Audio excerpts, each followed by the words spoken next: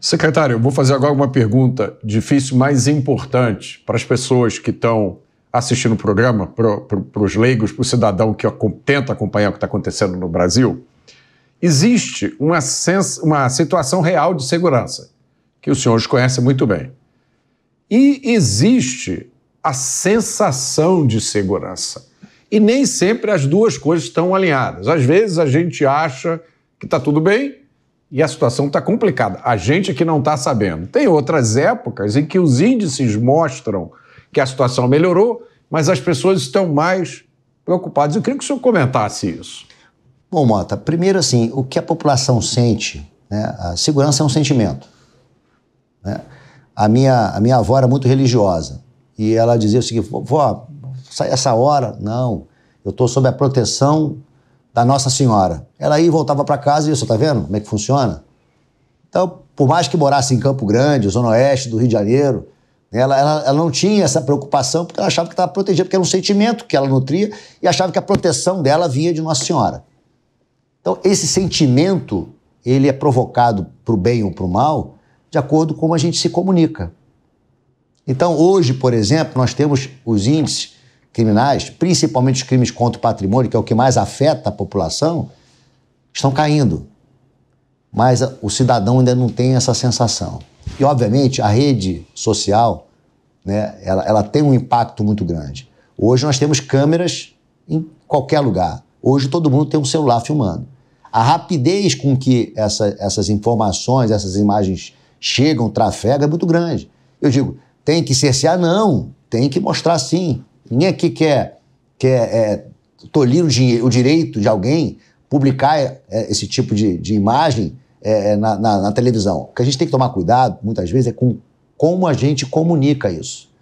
Você ter formadores de opinião indo para a televisão dizer assim: o Rio de Janeiro não tem jeito, ninguém enxerga uma luz no fim do túnel. Cadê o plano de segurança do Rio de Janeiro? Como se não houvesse. É muito fácil roubar no Rio de Janeiro. É muito fácil tirar uma vida no Rio de Janeiro. Ninguém mais aguenta. Será que para consertar um buraco na frente do Palácio Guanabara tem que ter escolta? Nós já ouvimos isso de formadores de opinião, de programas que têm uma grande audiência. Isso tira a esperança da população. Eu acho que a gente não tem que esconder. Os números estão aí. Nós temos que ser bastante transparente, mas a gente não pode tirar a perspectiva de melhora. E isso o Rio de Janeiro está vivendo esse momento de mudança. Hoje as polícias entenderam que o crime é um negócio e estão atacando exatamente essa questão, essa coluna vertebral que alimenta e que sustenta o crime no Rio de Janeiro. Só que isso, o resultado, ele não é imediato. Como eu falei no início do programa, tratavam a segurança pública com analgésico. Então tem que anestesiar a população? Já tivemos anos, por exemplo, o ano de 2017 foi o pior ano, historicamente, dos piores índices criminais. Tanto que logo depois veio a intervenção. Naquela época, não se tinha essa sensação de insegurança tão grande. Ou se vendia melhor isso. E era um final de um programa de segurança que seria de grande valia, de grande sucesso, que era o PP. Ou seja, 10 anos de PP e o resultado é insegurança. O que a gente aprende com isso? Então, naquela época, durante o programa da UPP, havia uma comunicação muito boa. Então, isso é a guerra informacional. Então, não só trabalhar para a diminuição desses índices criminais, que é importante demais, obviamente, mas também ter a capacidade de se comunicar bem com a população. E isso é um trabalho que não é fácil. Você, como comunicador, sabe como é que eu faço chegar a isso àquelas pessoas que estão me ouvindo. Então, esse é um grande desafio e a gente mostra com isso a complexidade que é e o grande desafio que é fazer segurança pública no Rio de Janeiro. Eu acho que o senhor deu um exemplo muito bom das redes sociais, porque até as redes sociais surgirem, a gente só tinha um veículo de comunicação que era a grande mídia, que nunca foi exatamente torcedora da polícia, né? Até porque notícia ruim sempre vende mais do que a notícia boa. Então, quando acontece alguma coisa errada envolvendo a polícia, aquilo ali dá muito mais repercussão. Agora, a rede social é interessante porque, de vez em quando, eu recebo exatamente isso. Alguém me manda um vídeo, olha, o Rio de Janeiro não tem jeito. Aí eu pergunto, de quando é esse vídeo? Não sei. Onde foi filmado esse vídeo? Não, também não sei. E às vezes eu recebo e eu falo para a pessoa, esse vídeo aqui é antigo. Esse vídeo aqui é do ano passado. Não é coisa recente. Aí a pessoa me responde, é? Desculpe, eu passei sem ver. Mas passou para quanta gente? Quantas pessoas? Pois é. Então hoje nós temos, enfrentando essa guerra informacional, hoje nós temos uma rede que tenta, de alguma maneira, mitigar esse tipo de comunicação negativa, que é o Na Escuta. O Na Escuta RJ é uma página no Instagram que exatamente faz com que a gente consiga levar para a população aquilo que realmente acontece. E a gente tem visto que a aceitabilidade tem sido muito grande.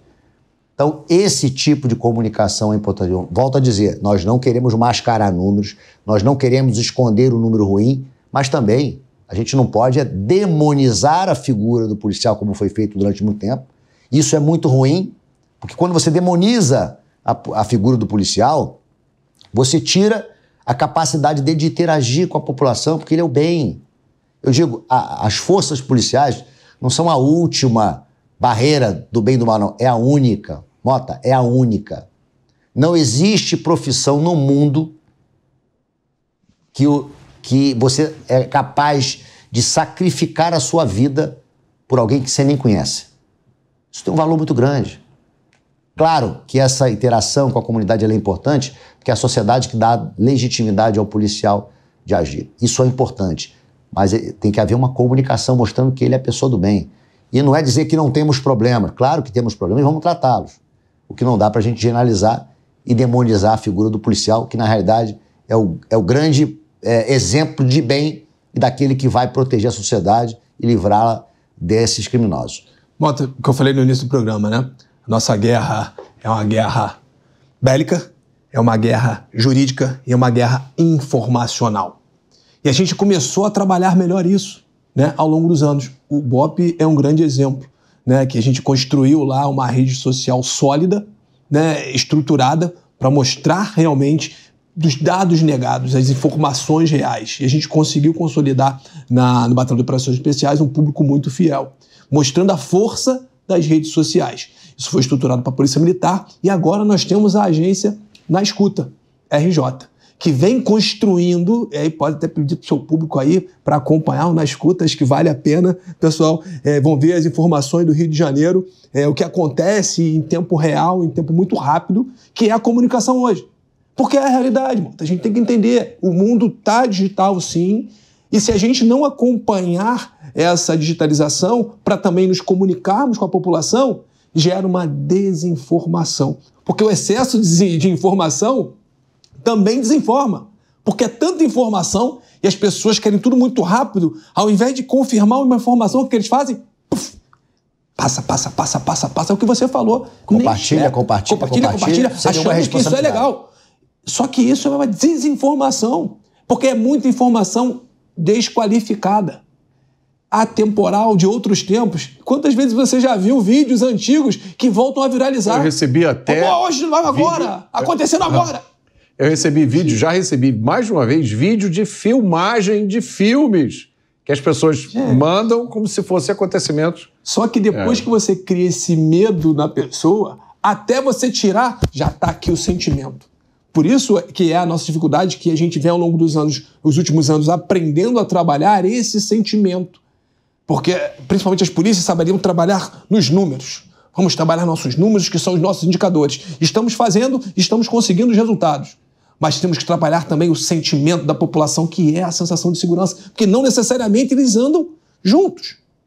E aí a gente tem que trabalhar para equalizar esses indicadores, equalizar tanto os números quanto a sensação de segurança. É um trabalho novo para instituições seculares, mas que, se não aprender que a sociedade se comunica também assim, você citou aqui as tantas formas de comunicação, parabéns pelo seu programa, que dá voz à informação, que a gente consegue nos comunicar e informar como nós estamos trabalhando no Rio de Janeiro. Secretário, o Rio de Janeiro já recebeu vários grandes eventos, para os quais foi necessário um grande aparato de segurança. O Rio de Janeiro lida desde 2020 com essa questão da DPF 635. As forças policiais do Rio têm que lidar com uma situação complicadíssima, provavelmente sem paralelo no Brasil. O Rio de Janeiro tem o BOP, que o coronel mencionou, que foi tema de um filme que quem viu não esquece nunca mais, e talvez tenha representado uma primeira virada nessa imagem da polícia, né? Quando o BOP foi reconhecido como esse recurso excepcional. O que vem agora para a polícia do Rio de Janeiro? Pelo que a gente viu aqui, parece que tem coisas novas acontecendo. O senhor mencionou a percepção de que o ponto fraco do crime é a economia, né? É o poder econômico. O que o carioca, o fluminense e o brasileiro pode esperar agora da polícia do Rio? Primeiro que a gente tem realidades de duas polícias no Brasil. É o modelo que o Brasil adotou, né? Uma polícia preventiva ostensiva, que é a polícia militar, e a polícia judiciária. Da União, a PF, dos estados, as polícias civis. Então, são duas realidades completamente diferentes. O que ambas precisam entender? E hoje, no Rio de Janeiro, já entenderam. Que o crime é um negócio. Tem que ter essa visão. Só o combate bélico, como falou o Nunes, vai resolver? Não resolve. Só ele não. Ele é importante? Sim. Mas só ele não resolve. Então vamos entender como é que é o crime. Então, durante algum tempo, a PM ficou trabalhando sozinha no Rio de Janeiro. A realidade é essa. Com a nova composição, né, do secretário da Polícia Civil e, obviamente, também do secretário da PM, nós estamos muito bem alinhados em relação ao que é que cada um tem que fazer, qual é o papel de cada um. A Polícia Militar, por exemplo, você utilizava, ainda utiliza, é um processo que a gente está num processo de mudança, o policiamento semi-aleatório. Você atuava em cima da mancha criminal. Roubou aqui, coloca o policiamento aqui. Roubou ali, ou seja, vai deslocando, parece que está correndo atrás do rabo, né? É gato e rato o tempo todo.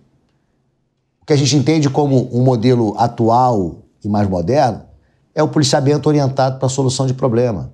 O policial ele tem que estar engajado, ele tem que estar empoderado para fazer isso. E isso, a instituição, o Estado precisa dar esse empoderamento para o policial militar. Ele tem que estar ali para ajudar a interagir com o cidadão. Por exemplo, se você é roubado na rua, você olha a viatura, vai ao policial. O policial acabaram de roubar meu carro aqui. Ele falou, só tem que ir para a delegacia. Tá, mas eu tenho aqui a placa do meu carro. Pô, sinto muito, eu tenho que ir para a delegacia. Porque o sistema foi criado para quê? Você vai, olha, eu tentei evitar o crime, não consegui, o crime foi cometido, passa para uma outra polícia, que é a Polícia Civil. Aí você vai para a delegacia. Você passa 2 horas, que lá tem uma demanda, 2 horas para ser atendido. E às vezes até mais.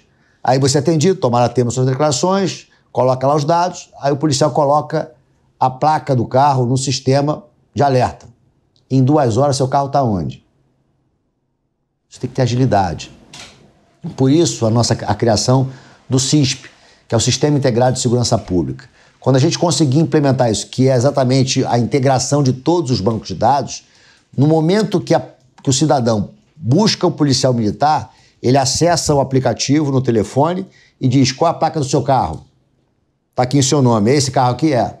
Ele gera o alerta de furto ou de roubo, ele já começa a receber alerta de câmeras por onde esse carro passou, ou seja, você tem uma chance muito maior de recuperar o bem perdido pelo cidadão e prender o roubador. Isso é um empoderamento. Isso é fazer com que aquele policial ele faça parte da solução daquele problema.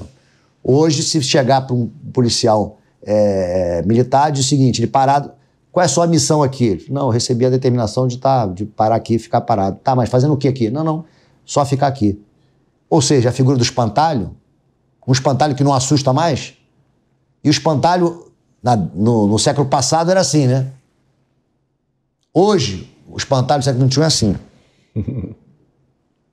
Porque se ele não tem missão, se ele não tem o que fazer, se ele não está empoderado, ficar 12 horas dentro de uma viatura acaba tendo, né, até por falta de cobrança, ele vai olhar e vai buscar a rede social e não prestar atenção no cenário que acontece à sua volta.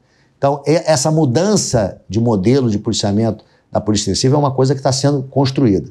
E a Polícia Civil, obviamente, focar na estrutura financeira. Tem que tirar o poder do dinheiro deles. As organizações criminosas só conseguem comprar fuzis, só conseguem ter dinheiro para investir em campanhas políticas, só conseguem ter dinheiro para corromper pessoas se tiver dinheiro. E esse dinheiro hoje, ele vem de todas as formas. Hoje, você tem a narcomilícia no Rio de Janeiro.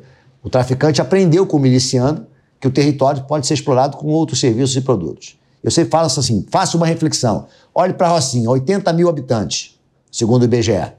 Quantos dali usam drogas? Chegou um percentual? Agora, quantos usam água, luz, internet, gás, transporte alternativo, construção civil, gelo, pão? Isso, hoje, são serviços e produtos explorados pelas organizações criminosas e não só a milícia. O traficante já viu que isso é uma grande oportunidade e fonte de receita. Mano, o que ele está falando?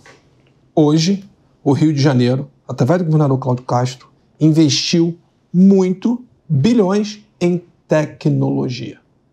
Se constrói o sistema, que é o POSP, que a Polícia Militar já vem desenvolvendo, junto com a Polícia Civil, buscando atacar a receita, a fonte financeira do crime organizado, mas com o uso da tecnologia.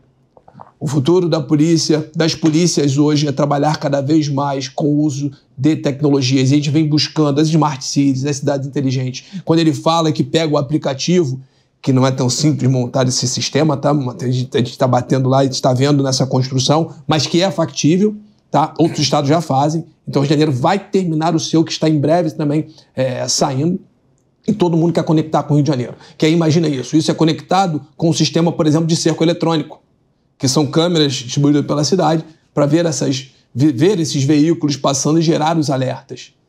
Daqui a pouco a gente já está com alguns sistemas estudando de inteligência artificial para fazer análises de condutas criminosas. Então, por exemplo, no cerco eletrônico, se tem uma tendência do roubador a atacar numa determinada região e acontecer o crime, o policial já vai saber a tendência para onde ele seguirá. Ao invés de ter uma perseguição, haverá uma interceptação, porque ele já vai lá para a ponta e aguardar ele passar. Isso é o uso da inteligência artificial. A inteligência artificial ela tem que saber ser conduzida por nós, operadores de segurança pública. E isso é um desafio da Secretaria de Segurança de todas as polícias do Brasil, conseguir trabalhar cada vez mais de maneira eficaz e eficiente com a tecnologia que está sendo investida muito pelo governo do Estado.